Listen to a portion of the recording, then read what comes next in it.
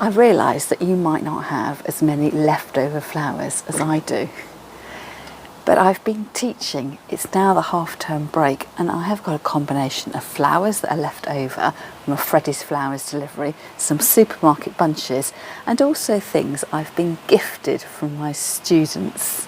There's a bucket of greenery here that one lady didn't want to go home, and I've also inherited these dyed pussy willows. They've got a purple tinge to them and a stem of the beautiful Chinese lantern. So my task this afternoon is to put it all together into a foam-free arrangement using this champagne bucket, which I thrifted from a car boot sale for a couple of pounds. Hello there, I'm Julie from Julie Davis Flower Workshops and Flower Start, the online flower arranging classes. Now this is going to be a bit of a pick and mix arrangement. My task is to put every single thing that I've got in my bucket into my champagne bucket. Let me know in the comments whether you think I'm going to be able to achieve that. I've got a tiny bit of a question mark over one thing, so if you can guess what that is, do let me know. So watch on to the end of the video and see how I get on. I always like to start with my greenery first, so I'm going to have a shuffle around with my buckets and get the greenery in first and then come in with my flowers.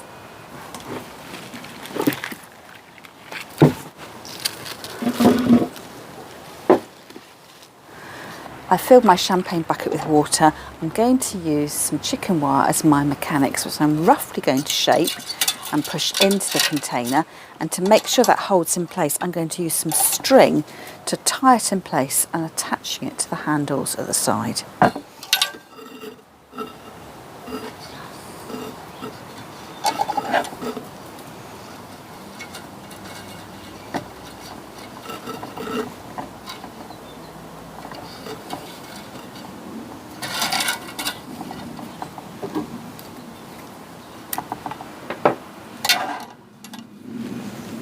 Just like that.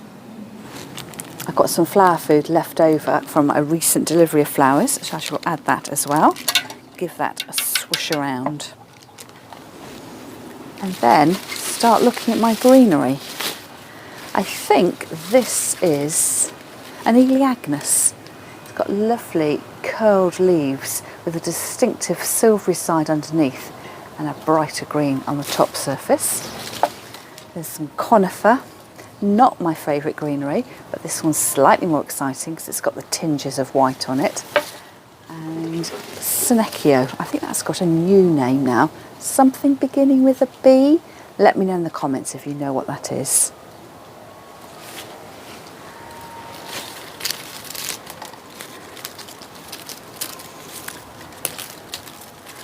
So I'll start by taking off all the leaves and side shoots, and we're going to fall into the water. Recut the stems and position my greenery. Now I'm going to put this arrangement on the side in my dining room, so it's going to be, I've got quite a lot of space there, so I can afford to grow quite large.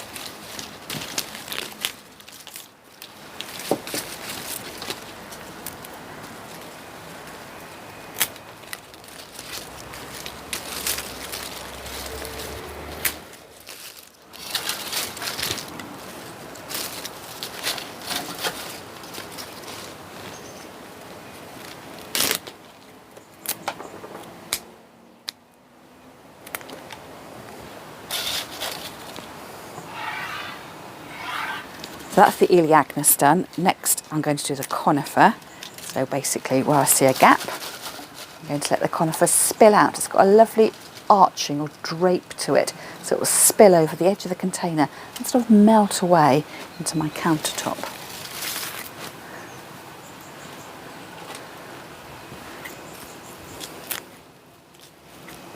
Cutting this piece down into two sections. It's a little bit large.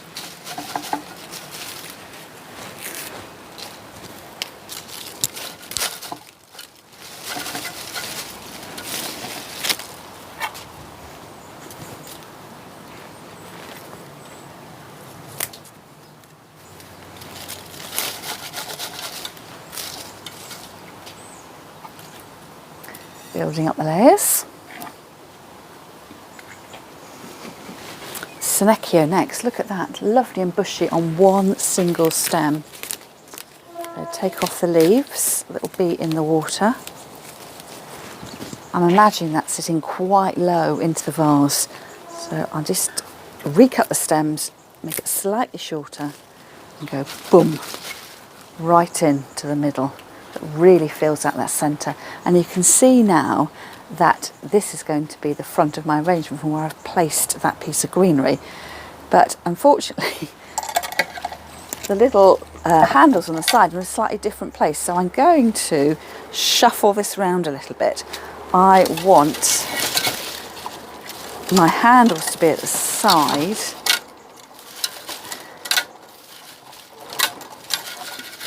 So I can just keep in my mind where the front of the arrangement is. So I can just move that all around a little bit and put my Senecio back into that central area, but it's firmly rooted now. I know where the front of my arrangement is, that big piece of Senecio and the two handles to the outer edges.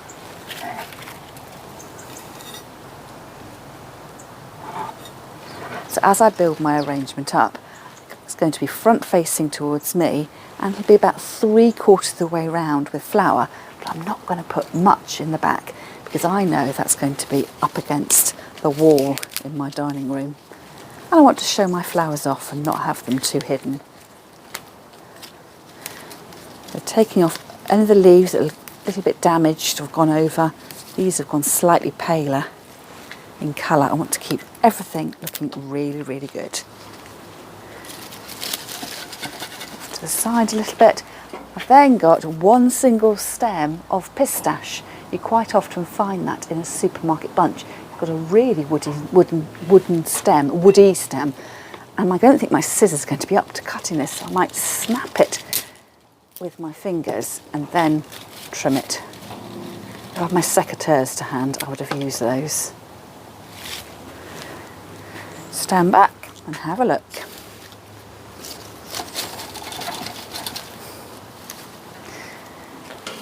And a tiny bit of eucalyptus, but I reckon that's dead, so that can go straight into the compost bin. And then left over from one of my Zoom flower classes, a single bit of lily grass, but I am going to try and use absolutely everything.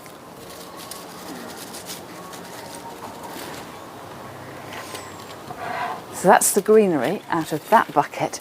I do also have some other greenery as well, so I'm just going to hunt that down.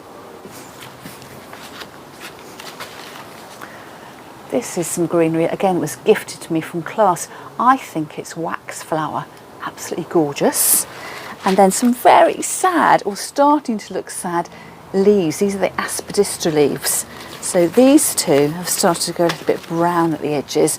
The third one doesn't look too bad. Now they are left over from a leaf manipulation workshop which I hosted at my local flower club. But we were going to try and use everything, so we will. What I might try is cutting this leaf down. I'm just doing this for my own personal pleasure. So why don't I cut off the brown bits? Get a tiny bit more life out of these two stems.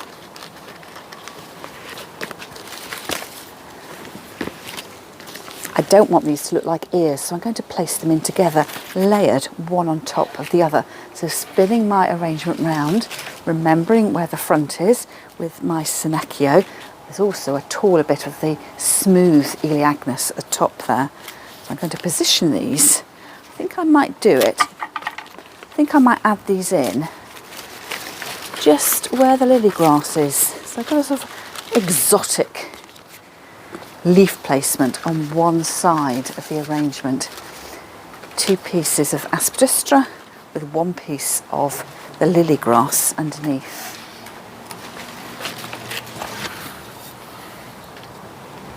Just off to the side there, and then with my more luscious leaf I might add this one on the other side.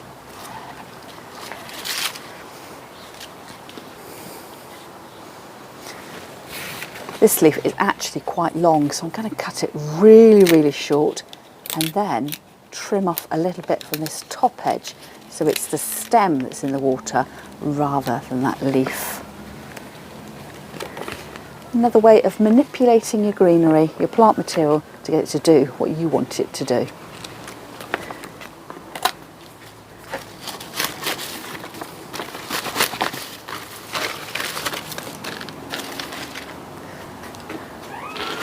As it's autumn time, my latest delivery from Freddie's Flowers included these large oak leaves. They're a little bit dried out, so I'm not sure whether the leaves are going to hold in place, but I can give it a go. There's no point in them just sitting in the bucket and getting wasted. I'm putting one leaf in next to the aspidistra I cut down. So the little bit of yellowy brown on that aspidistra leaf is sort of talking now to the natural brown shades of the autumn toned oak leaves.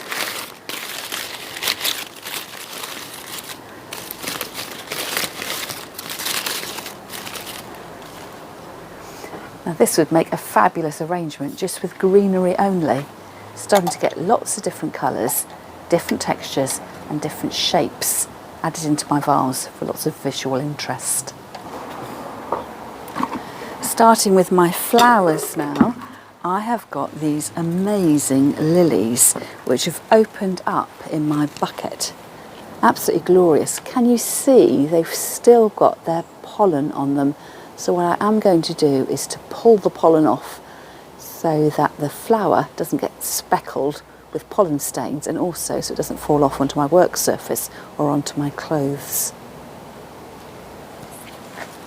Oh, I need to just waggle them apart. The heads have become intertwined. Ooh, gently does it.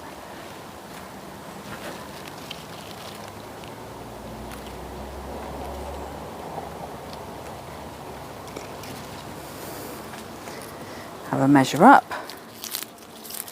Take off the lower leaves, and these are going to go dead centre.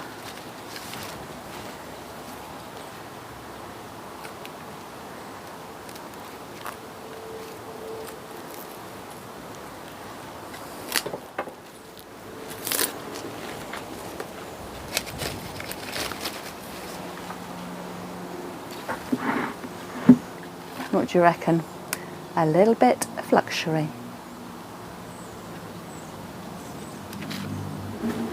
I want to get all my choice blooms in first, the really showy flowers. So this is a standard chrysanthemum, a bloom chrysanthemum. I'm going to take off these leaves, not only because they're going to fall into the vase and rot off, but also they don't last very well in water. And notice the little net here, that's to protect the head of the flower. You peel it back really gently, and the flower will burst into life.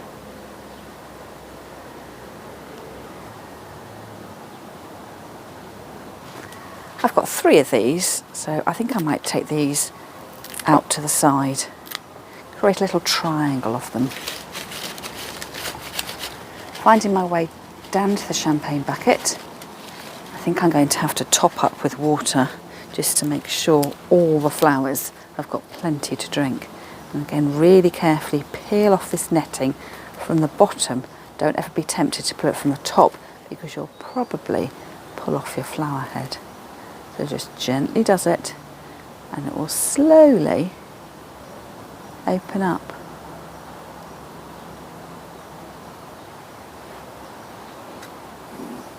Cut this one a bit shorter and have that one sitting closer to the centre of the arrangement. Bit of a wiggle, get it down the right place.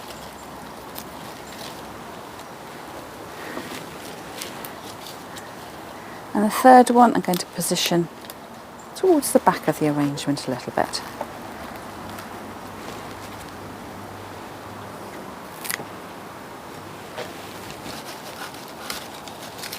And that's what I meant about having your flowers 3/4 of the way around the arrangement. Although I'm going to be looking at it front on, where the lilies are, I do want to see some of the flowers going round to the sides. Have you thought which flower I'm not going to be using? Have a look at the colours and see whether you can guess. don't think I'm going to use the white. I just think with the strong autumn theme that's going on, the white is too distracting. Now, to balance out these 3 chrysanthemums here, I've also got some more chrysanthemums which I'm going to pull out to this side just to create a balanced look. So purple chrysanthemums this time. Now these are quite old. I must have had these a couple of weeks already. So it just goes to show how long lasting your flowers can be. But equally, if they've been in my bucket of water for a week or so already, they're not going to last particularly long in my vase. But that's the reason why I wanted to arrange my flowers. I didn't want them just withering in the bucket. I wanted to make sure I actually got to enjoy them. That's just so mesmerising, watching the chrysanthemum open up.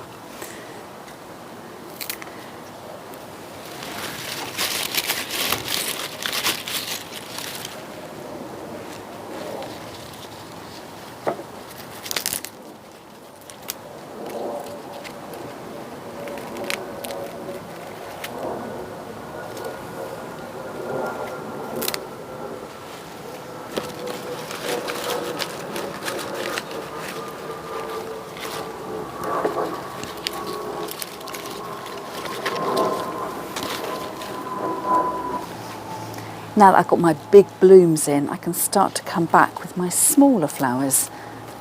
The sort of transitionals, what I like to call the in-betweenies. I'm just cutting off some of the flowerless stems there, but keep everything else in place. Very orange on this side, purple on this side, so I'm going to introduce some of those orangey russet tones across this side as well, so it doesn't look like I've got an arrangement of 2 halves. So this is a little bit of pinky red with the alstroemeria. Take off the leaves there, and I'm going to put that in with those orangey coloured bloom chrysanthemums. Set them down quite low. And then how exotic is this? Do you know what it's called?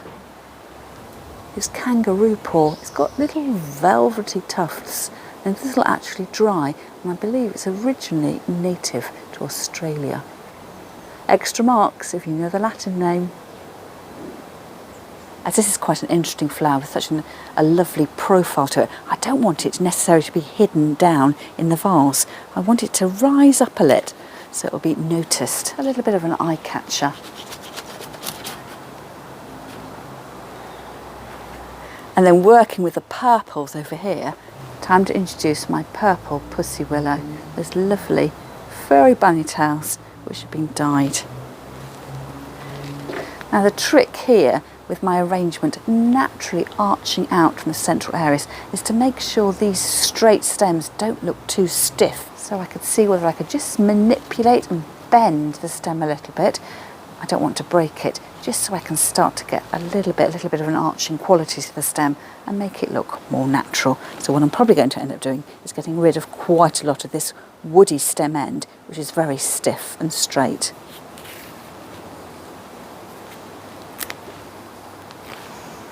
I'm going to use this a little bit like a filler flower, a little bit everywhere, from side to side, and it'll help blend the different colours together. So one on that side and one on the other side, pairing them up as I go. I'll bring one out to the front of the vase.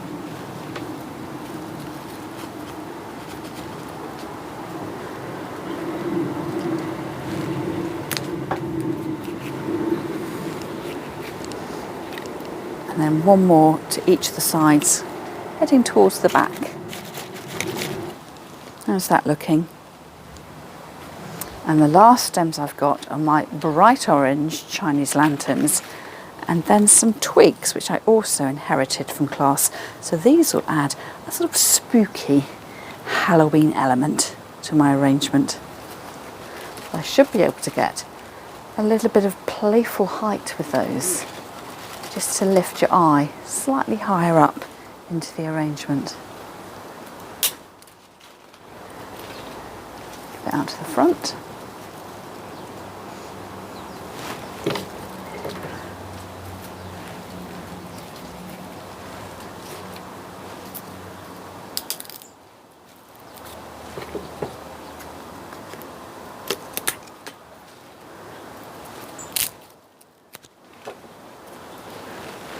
Just being careful with my lilies. They are looking quite delicate.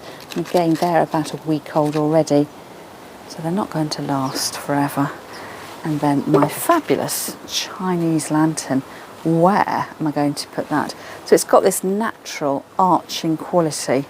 So I could have it low, coming out to one side, or the other. Do I want it coming upwards? I think that looks a little bit unnatural. What I will do though is take off these little bits of green at the top, just so everything is that bright orange and there's nothing that's looking dead, dying or dangerous. I think perhaps I might bring that in as a flash of colour down at the bottom, so I can cut this short. If I'm lucky, I could get 2 placements out of it. Again, this is a dried flower. Well, it's fresh, but it will dry, so it doesn't need to actually go into the body of water. It needs to be firmly put inside the vase. And I could use the other end just to bring a little bit of colour out to the far side. Tuck that down low so we get a little glimpse of it. And that last little Chinese lantern, which I had to cut off, I could perhaps just push that down, recess it next to the spray chrysanthemum, so it just continues on the little story of orange in this corner. And there is my whopper of the finished arrangement. Watch on right to the end of the video. I'll put a few photographs so you can see it against the grey walls of my dining room. And the question was I right to leave out my white gyp or baby's breath, or would you have added it in? With or without? With or without? That's all for me for now, and I'll see you again next time.